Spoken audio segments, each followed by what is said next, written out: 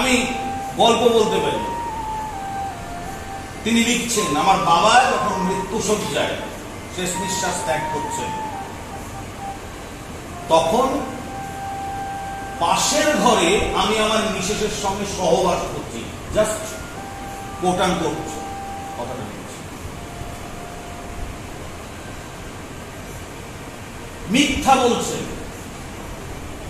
চুরি করছেন, ছোটবেলায় চুরি করেছেন এবং চুরি করার পর বাবার সামনে গিয়ে বলার ক্ষমতা নেই, কিন্তু বাবাকে বলতে হবে। বাড়ির একটা সিস্টেম ছিল, একটা কাগজে লিখেছে, বাবা আমি তোমার যে হাট থেকে খানিকটা অংশ চুরি গেছে সোনার হাটে, সেটা আমি চুরি করেছি, আমার অপরাধ বোধ হয়েছে, তোমার যা শাস্তি দেওয়ার আমাকে দাও বলে লিখে দিয়ে বাবা অসুস্থ, তার কাছে গিয়েছেন, দিয়ে চোখ বন্ধ করে মন শক্ত করে দাঁড়িয়ে আছে যে কখন পিঠে দুটো পড়বে। বাবা মানলেন, মুচকে হাসলেন, দিয়ে বললেন যাক আমার গরুটা মানুষ। কি করেছিলেন? তার এক আত্মীয় একটা দোকানে অনেক টাকা ধার করেছে, তো বাড়িতে একটা সোনার চেন ছিঁড়ে গেছে, ছেঁড়া চেনে কিছুটা অংশ পাওয়া যায়, সেই অংশটা সে তার হলে চাকরাকে দিয়ে পয়সাটা মিটিয়েছে। গান্ধী চুরি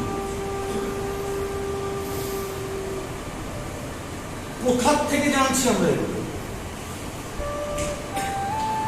মাই এক্সপেরিমেন্ট। লোকে বলে আত্মজীবন, গান্ধী নিজে হচ্ছে এটা আমার আত্মজীবনী। আমি প্রত্যেককে অনুরোধ করবো আমাদের লাইব্রেরিতে বইটা পড়বে।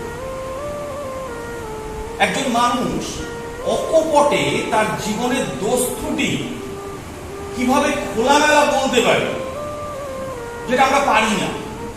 আমরা অনেক কিছু ব্যক্তিগতভাবে গোপন করে যাই, কিন্তু আমার মনের মধ্যে সেটা থাকে এবং সেই চাপটা নিয়ে আমাকে শেষ দিন পর্যন্ত বাঁচতে হয়। আমি ভুলতে চেষ্টা করলেও সেটা ভুলতে পারি না, কিন্তু যদি বলে ফেলতে পারতাম তাহলে অনেকটা হালকা হয়ে যেত। এবং এই লকডাউনের বাজারে আমাদের বিশেষত যাদের বাড়িতে তো খাবারের চিন্তা নেই, তাদের এখন সবচেয়ে বড় সমস্যা হচ্ছে মানসিক চাপ সামলানো, স্টিগমা।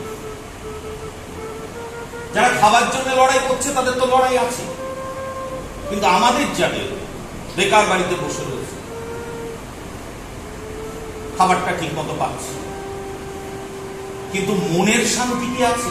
ওকে আর দিয়ে বলতে পারবো না, কারণ নেই। আমাদের ব্যস্ততম জীবনটা পরিবর্তিত হয়ে গেছে।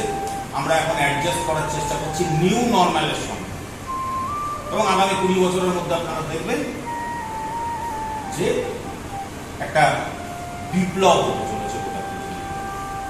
এবং এই 20 বছর ঠিক করে দেবে পৃথিবীতে কোন জাতি মাথা উঁচু করে বাঁচবে, কোন জাতি বাঁচবে। আমরা 5G তে যাচ্ছি।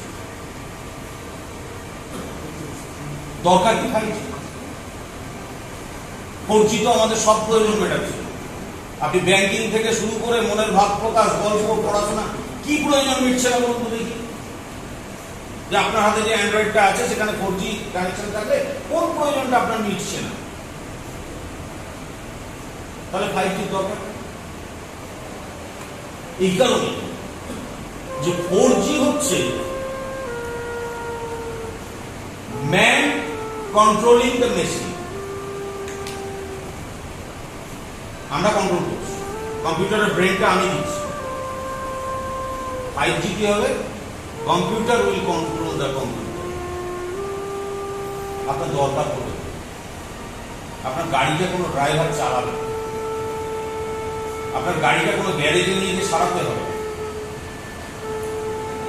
আপনার জমির মাঠে ঘাটের কাজ ট্রাক্টর নিজের মতো করে কাটবে, এবং যদি সে খারাপ হয় তাহলে প্রাথমিক যা কিছু ত্রুটি সেটা সে নিজেই ঠিক করে নেবে। যদি না পারে কল সেন্টারে ফোন যাবে এবং সেখান থেকে লোক এসে সারিয়ে দিয়ে যাবে, আপনি জানতেও পারবেন। 5G টেকনোলজি আছে। সেই নিউ নর্মালের সঙ্গে আমাদেরকে অ্যাডজাস্ট করতে হবে। আইটি সেক্টর বিরাট কিছু করছে, তাহলে আমরা বাঁচবো কি? সেদিন কম্পিউটার আনতে গিয়ে বলেছিলাম আমরা বেকার হয়ে পড়েছি। বাঁচতে গেলে ইনোভেশন দরকার, নতুন করে ভাবতে হবে। আমরা বাংলায় একটা কথা বলি, যে সয় সে রয়, তার বোধহয় প্রতিষ্ঠিত উদাহরণ নেই। সহ্য সত্য, এই যে অহিংসার কথা বলছি, এই যে সত্যের কথা বলছি, সত্য ব্যাপারটা কি? গান্ধীজিকে জিজ্ঞেস করা হলো, অর্ধ মশাই সত্যের কথা বলছেন, সত্য কি? সত্য তো সময় নিতে পারি। ছোটবেলায় আমি লালিপপ খেতে ভালোবাসতাম, ওটা সত্য। আজকে কি আমি লালিপপ খেতে ভালোবাসি? তাহলে আজকে ওটা মিথ্যা, ব্যক্তি তো আমি। তাহলে সবটাই তো সময় নিতে হবে। তো গান্ধীজিকে জিজ্ঞেস করা হলো যে আপনি অনেক সময় দেখি একটা জিনিসকে সত্য বলে ধরছেন, তারপর পরে আবার দেখছি আপনি ওখান থেকে সরে গেছেন, তাহলে আপনার কাছে সত্য ব্যাপারটা কি? গান্ধী অপমনে যে দেখো, এই অসীম সত্যের মধ্যে থেকে আমি সত্যকে উপলব্ধি করার চেষ্টা করছি না। ফলে আমি যখন যে সত্যে উপনীত হচ্ছি, তখন এটা বুঝতে হবে যে আমি নিজেকে সংশোধন করে এগোচ্ছি। ফলে আগের যে সত্যটা ছিল, সেই সত্যের থেকে আমি সরে আসছি নতুন সত্যের। কারণ সত্য সময়ের সঙ্গে তাল মিলিয়েছে। গান্ধী আজীবন এই যে চর্চাটা করলেন, কারণ বলছিল হিংসরাজের কথা, বিস্তারিত লেখা আছে গৌতম ভট্ট, আনন্দবাজারে একটা আর্টিকেল রেফারেন্স আছে, আমার কাছে নিতে পারে। আরেকটি বই যারা গল্পের বই পড়তে ভালোবাসে, চটি বই, একটা মানুষকে কতটা আত্মস্থ করলে তারপর তার উপরে এরকম বই লেখা যায়, বাংলায় লেখা, খুব সাদা মাটা পাতা, পানালাল দাশগুপ্তের গান্ধী গবেষণা, হলুদ রঙের একটা বই, আমাদের লাইব্রেরিতে আছে, আছে। মজার বিষয় হচ্ছে যে গান্ধীর এই যে ধারণা, যে মানুষটি ব্যারিস্টারি পড়তে গেল, পয়সা রোজগার করবো, ব্যারিস্টার হবো, রাজা নতুন থাকবো, দেশে তিনি গীতা পড়েন, ইংল্যান্ডে গিয়ে তিনি গীতার অনুবাদ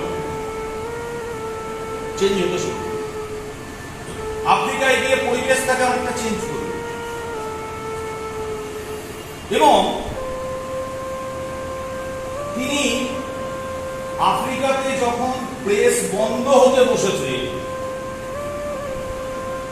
যখন তিনি দেখছেন যে আমি যে পরিকল্পনা করেছিলাম সেটা এখানে সফল হওয়ার মতো জায়গায় নেই, সেই সময় তার হাতে রাস্কিনের বইটি এলো, আনটিল দ্য লাস্ট। গান্ধীর জীবনটাকে পাল্টে দিল একটি। উনি ভাবতেও পারেন যে এক পরিচিত বন্ধু খাবারের রেস্তোরাঁয় তার সঙ্গে পরিচয়, নিরামিষ খেতেন, তার জন্য আলাদা খাবার ছিল, বেশিরভাগ দিন খেতেন না। গোটা জীবনটা একটা মানুষ এক্সপেরিমেন্ট করে গেল নিজের ওপর। ছেলের ভূত জ্বর চিকিৎসা হচ্ছে, তাও ওই মাটির ফুট দিয়ে উনি ওনার জায়গা। এই যে অসীম ধৈর্য, যে বলছিল ফারুক যে সত্যি আন্দোলনগুলো ব্যর্থ হয়ে যাচ্ছে, তারপর গান্ধী। আর একটা কন্ট্রোভার্সি যেটা ফারুক তুলেছিল, যে আমরা নেতাজি গান্ধীজির তুলনাটা করি কেন, এখানে দেখুন সময়ের গন্ডগোলটা আমরা, এগুলো রাজনৈতিক মঞ্চে বড় বড় বক্তৃতা দেওয়ার জন্য বলা যায়, কিন্তু যদি বলা হয় ভারতবর্ষের সহিংস আন্দোলন আর অহিংস আন্দোলন এর পার্থক্য নির্ণয় করো। নেতাজি সুভাষ বোস বলেছিলেন নাকি যে রাতের অন্ধকারে গিয়ে যাকে মেরে? তাহলে ভারতীয় সেনাবাহিনী যদি এখন কোন বাইরের শক্তি ভারতবর্ষ আক্রমণ করে, তাহলে লড়াই করলে আপনি বলবেন ভারতীয় সেনাবাহিনী হিংসা করছে? তা তো নয়, আত্মরক্ষা করার অধিকার সবার। গান্ধীজির ধৈর্য সেই আলমের লাঠির ঘা দিয়ে বোঝা গেছিল প্রথম দক্ষিণ আফ্রিকা। উনি এখানে এসে অহিংস অসহযোগ চৌরি চৌরার ঘটনায় শুধু কেবল উল্টো করে নিচ্ছেন তা নয়। আপনি দক্ষিণ আফ্রিকার আন্দোলন দেখুন, ওখানে অনেক সফল আন্দোলন একেবারে শেষ মুহূর্তে গিয়ে উনি আবার পিছিয়ে চলে আসছেন। তো ভারতীয়রা বারবার রেগে যায়, বলে বেটা তৈরি আন্দোলন সফল হবে, দাবি আদায় হবে, আর তুমি বেটা কোথায় কি এটা ঘটলো তার জন্য কম্প্রোমাইজ করছো না, তুমি পিছিয়ে চলে আসছো। তো যে আলো ওর সঙ্গে থাকতো, ইয়া লম্বা চড়া শরীর, বডিগার্ডের মুখ থাকতো, তো ও তিথি বিরক্ত। মানে এবার এই আন্দোলনটা যেটা হচ্ছে, এই আন্দোলন যদি কোনো কারণে তুমি ব্যর্থ করো তাহলে তোমার কপালে কষ্ট আছে, মনে মনে ভেবে। যথারীতি লাস্ট মোমেন্টে এসে একটা হিংসাত্মক ঘটনাকে কেন্দ্র করে গান্ধীজি উচ্চ লাঠি তুলে গান্ধীজি মাথায় সব, সেদিন গান্ধীর ইতিহাস শেষ। 3 দিন কোমায় থাকলেন, কেউ বলেনি গান্ধী মাথা জ্ঞান ফিরল, পুলিশে বলল আপনার কারোর বিরুদ্ধে না। তখন বললো যে আমি যে আপনাকে মারলাম এরকম, বললো তো কি হয়েছে, সে আমার কিছু দোষ দেখতে পারে। আলাম বলছে যে সবচাইতে বড় ব্যাপার যে এই লোকটার শরীরে কি রিফ্লেক্স অ্যাকশন বলেও কিছু নেই, প্রতিগত। আমি দীপকের চোখের কাছে গিয়ে এরকম করলাম, চোখের কথাটা নিজে নিজে যখন জানেন বলছে লাঠিটা তুলে মারছি, ও দেখতে পাচ্ছে, মাথাটা একটু নড়লো না, খাই দাঁড়িয়ে থেকে বাড়িটা গেল। আমরা যখন উনি বিহারের চম্পারণে আসেন, সেই সময় ওই ইংরেজদের রাস্তায় যাওয়ার জন্য সাহেব নেমে বেধড়ক চাবুক দিয়ে পিটিয়েছে। পরে দেখা করলো, তখন দেখলো ওই লোকটাই না। কি মানুষ রে ভাই, চোখে এক ফোঁটা জল নেই, একটুখানি প্রতিরোধ করার চেষ্টা নেই, মুখ বুঝে স্থির হয়ে দাঁড়িয়ে থাকলো, সমানে মার খেল। এক্সপেরিমেন্ট, অর্থাৎ আমি যা কিছু করব আগে নিজের ওপর পরীক্ষা, এটাই সাধনা। এই মানসিক দৃঢ়তাটাই আজকের দিনে বোধহয় সবচেয়ে বেশি প্রয়োজন আমাদের। এই লকডাউন পরিস্থিতিতে যে পরিবর্তিত পৃথিবীর কথা বলছি, এই পরবর্তীতে যে পৃথিবীতে আসছে, যেখানে এন্টারপ্রাইজ সিস্টেম, যেখানে ইনকিউবেশন সিস্টেম, যেগুলো নতুন করে ভাবা হচ্ছে, যেখানে আর বই ঘেটে গবেষণা নয়, গবেষণার আউটপুট জেনারেট করতে হবে। তাহলে আমি এমন গবেষণা করব যে গবেষণাটা আমার সোসাইটিকে কিছু লাভ দিতে পারে। আমি 10খানা বই ঘাঁটলাম, 30টা রেফারেন্স দিলাম, 35টা জিনিস টুকলাম, তারপর গাইডকে দেখালাম, গাইড তার বন্ধুকে ডাকলেন, ডেকে বললেন ও ঠিক আছে, কারণ গাইডের আবার বন্ধুটা করতে গেলে আবার এক্সপার্ট হয়ে যায়, হয়ে গেল কি ডিগ্রিটা, কিন্তু সেটা বন্দী হয়ে থেকে গেল। তাহলে আমাকে কি করতে হবে? আমাকে বাস্তব অবস্থার সম্মুখীন করতে হবে।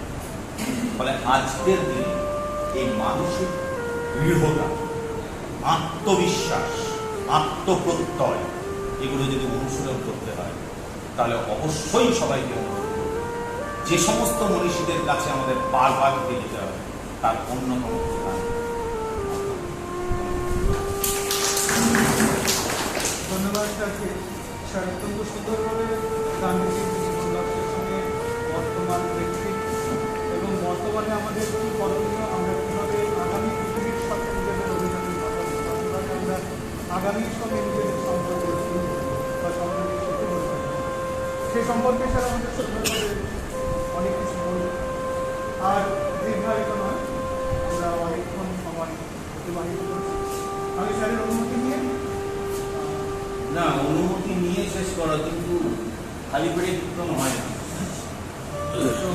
আজকে গান্ধী কতজন আছে দেখো, অনুষ্ঠানের সমাপ্তি ঘোষণা গান্ধী বার্থডেতে আমরা হ্যাঁ।